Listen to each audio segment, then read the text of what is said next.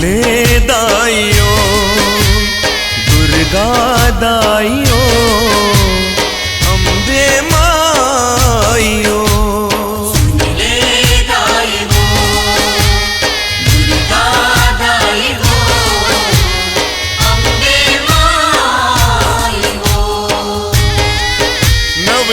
नवरात हजाही दुख खत का वो सब लरवाई। नव दिन नवरात हजाही दुख खत का वो सब लरवाई। मन कलप कलप के करही मन कलप कलप के करही जब तोर विदाइयो।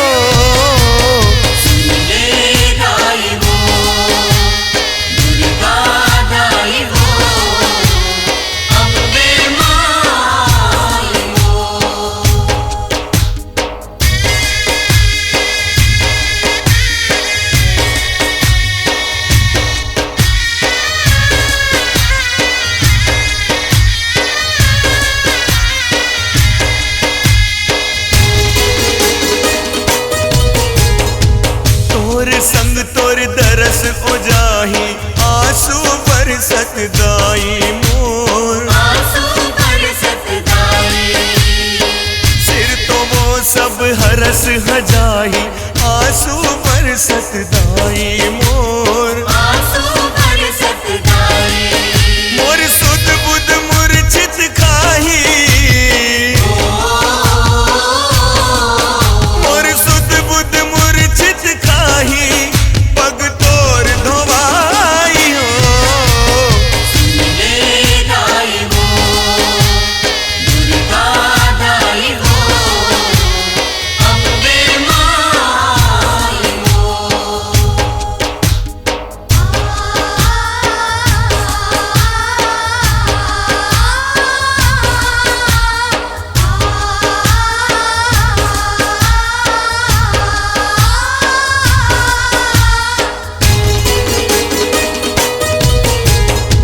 तोर जय जयकार सुसक ही रोन हिचकी पर ही हो। रोन हिचकी पर ही तोर विदा के सुरता दाई होन हिचकी पर ही हो। रोन हिचकी पर ही मोर छाती लहुल सत लगही मोर छाती लहुल सत लगही तोर दरस कराई हो। दाई हो दुर्गा दाई हो अम्बे माई हो।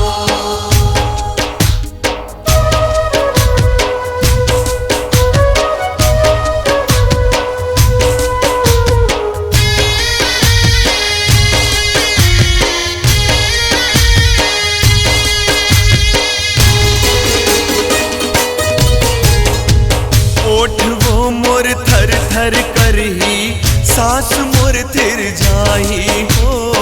सास मोर तिर जाही आँखी के मोर पुतरी दाई थर से कस दुख पाही हो। घर से कस दुख पाही मोर हाथ वो कापन लगही मोर हाथ वो कापन लगही जोरन जोरवाई हो। दाई हो दुर्गा दाई हो अम्बे माई हो।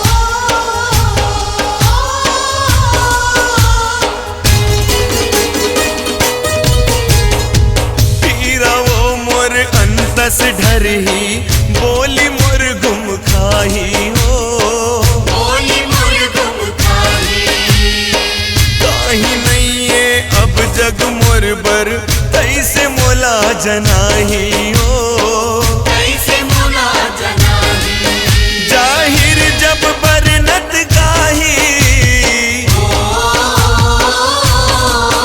जाहिर जब बरनत गाही तोर जस सिर नाई हो